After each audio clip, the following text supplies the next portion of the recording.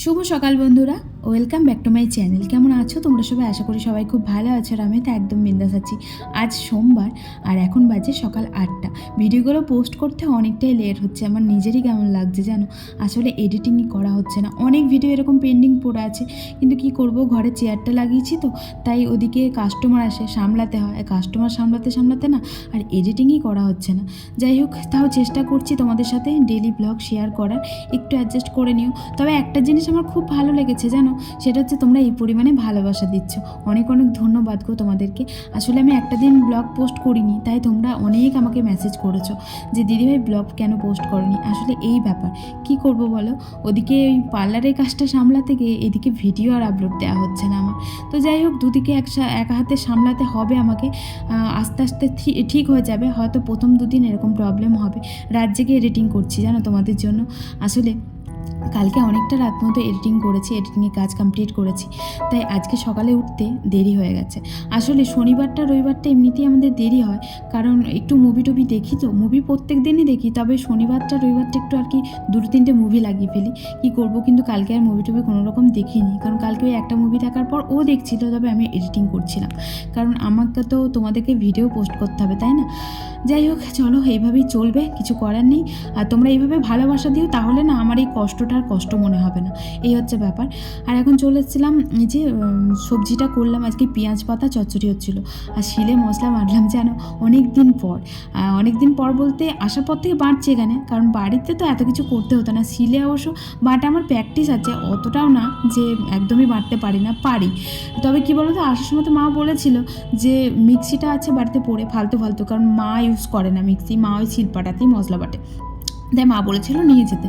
কিন্তু আমি দেখলাম যে বাড়িতে একটা আছে যখন, থাক আমি এখানে কিনে নেবো, তবে একটু লেট হবে। আসলে অনেক দিকে ইনভেস্ট করা হয়েছে তো অনেক রকম, তো একটু হয়তো লেট হবে। তো বুঝতেই পারছো, নতুন জায়গায় এসে নতুন কিছু শুরু করা মানে কতটা আর কি ধাক্কা।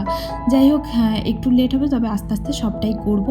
তো দেখতে থাকো ব্লগগুলো, ফলো করতে থাকো, তাহলেই বুঝতে পারবে। যাই হোক, এদিকে দেখো চলে এসেছিলাম আমি রুটিটা বেলে। আর আমি না রুটি বেলতে খুব একটা পারি না ভালো মতন, তাই এরকম করেই বেলি, কেয়ার করব। তো কিছু করার নেই, কারণ ছোটোবেলা থেকে আমি কোনো কাজই করিনি। তারপর বিয়ের পরও কাজ করতে তেমনভাবে হয়নি, বরই সব কিছু করতো, মিথ্যা কথা বলবো না। আমার বর অনেক হেল্প করে আমাকে, অনেক হেল্প, সমস্ত কাজ ওই করে।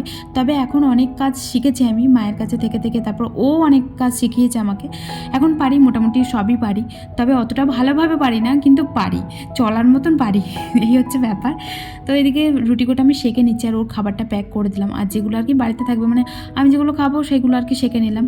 ও অবশ্য বেশি রুটি নেয় না, যেন হয়ে গেছিলো অনেকটা রুটি। যতই আমি অল্প করে আটা মাখি, সে অনেকই হয়েছে, আমার কেন জানি না এরকম হচ্ছে। তো বুঝতেই পারছি না আন্দাজটা, যেন মা কতবার বললো যে একটা মাপ করে নিবি, কিন্তু মাপটাই আমার হচ্ছে না। যাই হোক, হয়তো আস্তে আস্তে ঠিক হয়ে যাবে, কিছু করার নেই। আর এদিকে চাটা করে নিলাম, ও উঠে পড়েছিল। আর এদিকে মাংস তরকারি ছিল কালকেকার, ওটাও গরম বসিয়ে দিলাম, মানে গরম করে নিলাম। আর অনেকক্ষণ পর দুজন মিলে বসে একটু শান্তিভাবে চা খাচ্ছি, কারণ আমার ওদিকে সমস্ত কাজ সারা হয়ে গেছিলো। সমস্ত কাজ, এদিকে ঘরেরও প্রচুর কাজ পড়ে আছে যেন। 10টা 10:30টার মধ্যে আমাকে সমস্ত কাজ কমপ্লিট করতে হবে, কারণ 11টার দিকে ধরো কাস্টমার চলে আসে তো, তাই হয় না তখন আর কাস্টমারের সামনে কি কাজ করবো না কাস্টমার সামলাবো বলে, তাই হয়ে ওঠে না। আগে থেকে সব কিছু আর কি কমপ্লিট করতে হয়, তাড়াতাড়ি কাজ করতে আমার হাত পুড়ে গেছিলো, তাই ওইটাই ওকে দেখাচ্ছিলাম সকালবেলাতে, দেখো হাতের মধ্যে ফোসকা পড়ে গেছে। তো ও বলছিল এত কিছু তাড়াতাড়ি করার কি আছে, কিন্তু ওকে আর কি করে বোঝাবো যে আমি ভিডিও শুরু করে কাজ করতে করতে না অনেকটা লেট হয়ে যায়, তাই ওদিকে আমি তাড়াতাড়ি সামলাতে হয় আমাকে, এই হচ্ছে ব্যাপার। আর ওদিকে চাটা খেয়ে ও চলে গেল স্নানে, আর আমি এদিকে চলে আসলাম ঘরটা সাফাই করতে, কারণ ও পুজো টুজো দিয়ে দেবে। আর একটা কাজ আমার খুব ভালো করে দেয়, পুজোটা হচ্ছে সব থেকে বড় একটা দায়িত্ব জানো। আর পুজো করতে কিন্তু আমার অনেকটা টাইম লাগে, কিন্তু ওই পুজোটা সেরে দেয়, আমি একটুখানি আর কি রিল্যাক্স ফিল করি। তো চলো এদিকে কাজবাজ সেরে নিই। তো দেখো, এত সকাল সকাল উঠে সব কিছু করে দিয়ে ওকে রেডি করে দিয়ে এখন বলছে কাজ নেই, কাজের ছুটি, কারণ কিছু প্রবলেমের জন্য, ওদের ফ্যাক্টরিতে কিছু প্রবলেম হয়েছে, যার জন্য ছুটি। তো কি আর করা যাবে। যাই হোক, এই দেখো খাবার প্যাকও হয়ে গেছিলো, সব কিছু হয়ে গেছিলো। আর ও এখন গেল হচ্ছে চুল দাড়িটা কাটতে, কারণ দেশ থেকে আসার পর একবারও কাটেনি, মানে 1 মাস হয়ে গেল। ও গেছিলো যখন তখন কেটেছিল, তারপর আর কাটেনি, মানে গেছিলো যখন তারপর তারপর আসা নিয়ে সমস্তটা নিয়ে 1 মাস হয়ে গেছে। তো যার জন্য প্রচণ্ড পরিমাণে বেড়ে গেছিলো দাড়িগুলো, ভালো লাগছিল না, কেমন একটু জঙ্গলি জঙ্গলি লাগছিলো। তাই বললাম যে একটুখানি শেভ করে আসো। তো গেল, আর আমি এখন যাবো স্নানে। সমস্ত কাজ বাজ আমার কমপ্লিট হয়ে গেছে, ঘরটা মুছে যাবো স্নানে, কারণ সকালবেলাতে সমস্ত কাজ তো হয়েই গেছে। আমার কিছু বাসন আছে, ওটা পরে মাজবো। পরে বলতে এগুলোটা আজরাতে হবে, তারপর মাজবো। আগে আমি স্নানটা করে আসি, স্নান টান করে এসে তারপর মাজবো। কারণ কি বলতো, আমার ডেলি না ওই বেলা করে মাথায় জল দিয়ে না, মানে মাথার খুব যন্ত্রণা করছে। একটু তাড়াতাড়ি দেবো, এখন ওই 11টা মতন বাজবে। তো স্নান টান করে ও ওদিকে চলে এসেছিলো, আর আমরা বসে, এই দেখো চুল দাড়ি কেটেছে, কি ভালো লাগছে। আর আমরা এদিকে বসে পড়ছি খাওয়া দাওয়া করতে।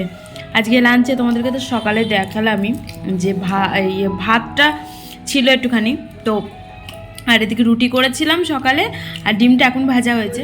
বন্ধুরা, তো এখন বাজে 5:30, আর আমি ঘুমাচ্ছি। দেখি জল চলে যাচ্ছে, ও বলছে জল, আর মানে জলের কোনো ঠিক ঠিকানা নেই জানো তো, যখন খুশি চলে আসে। কোনোদিন 4:30, কোনোদিন 5টা, কোনোদিন 5:30, আবার কোনোদিন আসেই না। তো এখানে না জলের সমস্যাটা প্রচণ্ড পরিমাণে। তো জলটা ভরুক, তারপর একটুখানি বেরোবো। ভালো লাগছে না, অনেকক্ষণ থেকে ঘরে আছি। তো ধরো ও না থাকে সেটা আলাদা ব্যাপার, কিন্তু থাকলে তো একটু বেরোতেই হয়। তো চলো আমি ফ্রেশ হয়ে আসি, অনেকক্ষণ ঘুমিয়েছি আজকে। সেই 1:30 2টার সময়তে খাওয়া দাওয়া করে শুয়েছি। তারপর এই মাত্র মানে আমি তো উঠি, দেখছি জলের শব্দ হচ্ছে কোথা থেকে, তারপর দেখছি জল চলেছে, জল ভরছে। দেখালাম তোমাদেরকে, ও করেছে গুড়ের চা। হ্যাঁ, তোমাদেরকে দেখানো হয়নি, এত ফুটিও না। গুড়ের চা দিয়ে আমাকে বলছে কালারই তো হয়নি গো, মানে চা পাতা দেওয়ার আগে এরকম কালার ছিল, ও চা পাতা দিয়ে যদি এরকমই কালার হয়ে আছে, তাই বলছে। এই যে গুড় এনেছে, তোমাদেরকে দেখাতে মনে নেই।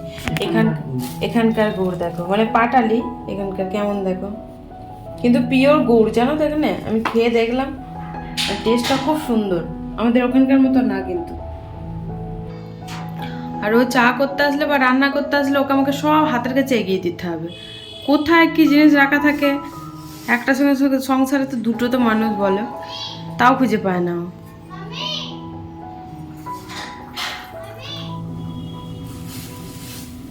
তো চলে এসেছি বাজার থেকে, আর এমন কিছু আনিনি। আমার যে কপালের টিপটা দেখতে পাচ্ছ, দেখা যাচ্ছে কিন্তু জানি না, এই টিপটাই শুধু নেওয়া হচ্ছে, আর কিছুই নেওয়া হয়নি।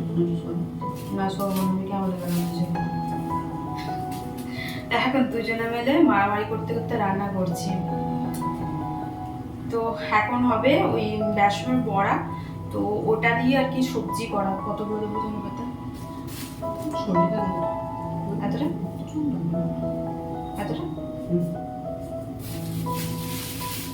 তো ওর প্রচণ্ড রান্নার নলেজ, মানে প্রচণ্ডই নলেজ, সব কিছুতেই এক্সপার্ট একদম। এরকম বর থাকলে আর কাউকে দরকারই পড়ে না, মানে শ্বশুর শাশুড়ি দরকারই পড়ে না। যে রান্না শেখায় না, মানে শ্বশুরবাড়িতে ধরো রান্না শেখায় মেয়েদেরকে বিয়ের পর, তো সেরকম আমার দরকার পড়েনি, কারণ আমার শ্বশুরবাড়িতে থাকেই নি। যেটুকু টেয়ে থেকেছি ওর কাছে, আবার ও রান্নাবান্না শিখিয়ে দিয়েছে। এই যে দেখতে পাওয়া যাচ্ছে কিনা আমি তাও জানি না, বুঝতে পারছি না। তাও কেটে দিই, ধুতে হবে ফার্স্টে, ধুয়ে দিই। আপটা ফুটছে, আর কবেলটা ভাঙা ভাঙা লাগছিল, জন্য টিপটা শুধু এনেছি। ও আমাকে জিজ্ঞেস করলো যে কতটা বেসন নেবো, দিয়ে আমি মানে আমার আন্দাজ মতন দিলাম, তারপর কম হয়েছে। মানে অতটাও আমি রান্না করি না, করি কিন্তু অতটাও নলেজ, মানে ভালো নলেজ নেই। ওর খুব এক্সপিরিয়েন্স ওই সব দিকে, সব দিকে ভীষণ এক্সপিরিয়েন্স। জামা টামা কিনতেও পারে খুব সুন্দর, আমার থেকে পছন্দ ভালো।